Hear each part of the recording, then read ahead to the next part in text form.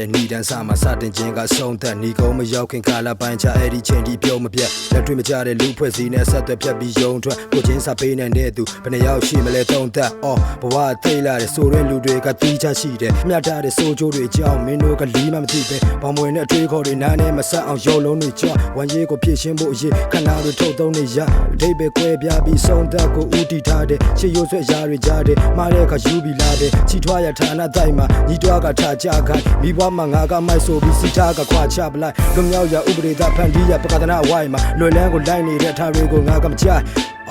အုံနောက်ကိုပြောင်းပြန်တော့လွဲနေစတဲ့ဘာဝလိုက်အမောင့်တဲမှာတွေ့မြင်ပါလိုက်မယ်မင်းရဲ့အရင်တစ်ခါကဇယလောကရရဲ့ရိုက်ခတ်မှုများကြောင့်တစ်ခါလင်းကသိချင်သွားတယ်မားတွေနဲ့ရုံရင်ဆန့်ခတ်ရင်ဗမာပြည်ကပေးသေးသားမယ်ယုံကြည်ချက်နံပါတ်3ရှေ့တို့ဇက်ကရှောင်းမဲ့ချင်းနေများနဲ့စူးစမ်းမှုအောင်ဆုံးမရဘူးတိုးထက်ပြမယ်ဝေဟင်ကြတဲ့